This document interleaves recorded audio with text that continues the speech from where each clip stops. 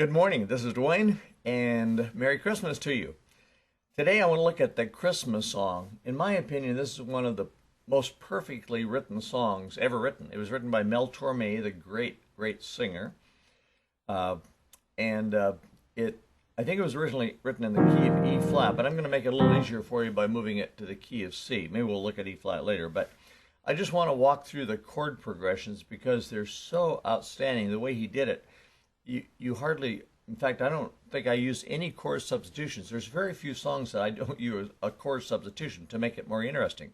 But Mel did such a fantastic job of writing that song that you hardly need any chord substitution. In fact, you can play the melody with your little finger or with a single finger if you want, and it still sounds good. Let me just play a little bit and I'll show you what I mean.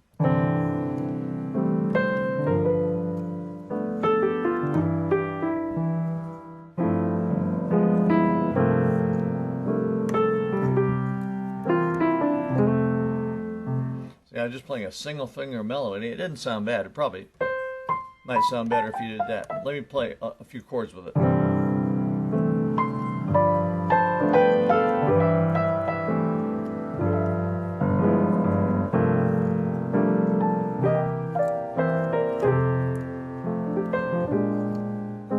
So that time I was playing octaves and thirds. See, those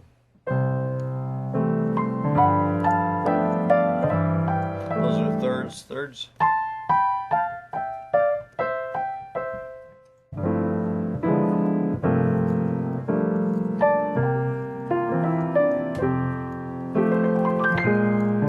If you want, anytime you want, you can take a chord. Anytime you come to the end of a phrase, and just take the chord that you're playing, whatever it is, and run it up a couple of octaves up the keyboard. So I'm going to walk you through the chord progressions now. That's simply the C chord. I'm playing a ninth with it. See, my thumb is laying over the third and the ninth there, or you can call it the second if you want. It just makes the chord a little thicker. And the chord here is G, G7. Whoops. Back to C, back to G. I'm using a G sus, in other words, it's the fourth taking the place of the third, but then I resolve it to the third, back to C. This time you can use a C7 suspension if you want. C7th, F, again I'm putting a second in the F chord, and then it could move to B flat 7th, A minor, F minor 6, C. Now that's the first complex chord that right there. That's a F sharp diminished, F sharp half diminished 7th chord with the melody on top, and then it goes to B 7th. That's E major with a major 7th. Now F minor 7th, B flat 7th, and suddenly we're in E flat, and then we go back to G 7th to C. So it's the way he wrote it is just genius, because he kind of does a semi-modulation. You think you're in the key of E for a second, and then you go up a half step to F minor 7th, and then you're in E flat, and you think you've changed keys, but then come right back to C. Those are parallel 6.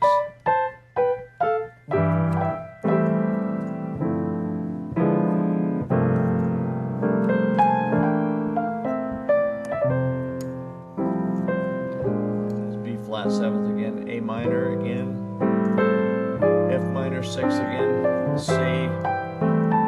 That's that F sharp diminished chord, B,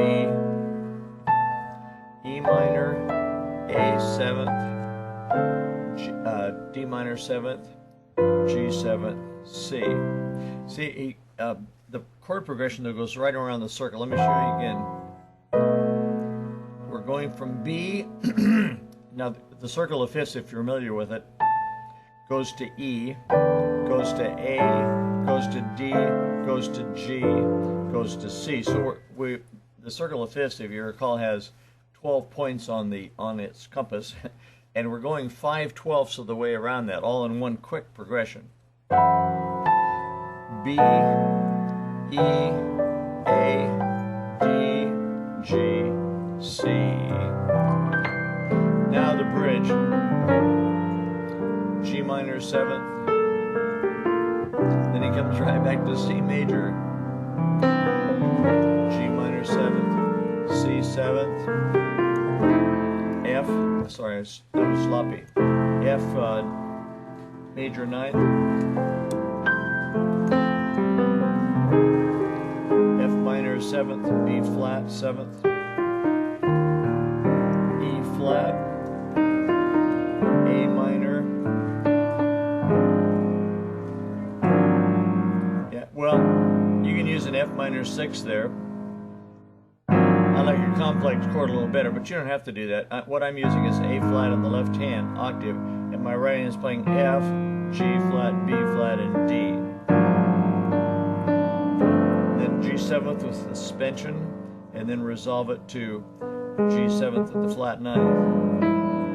Now, back to the theme.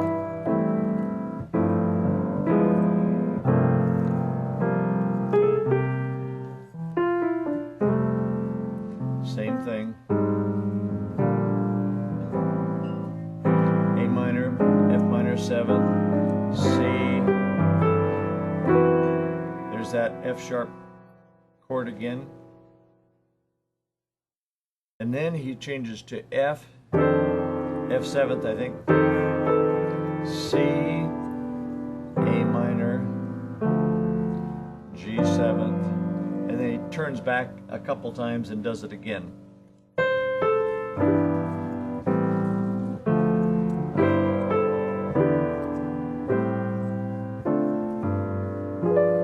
G7th, and then the final chord C, except as I recall, he does something like this.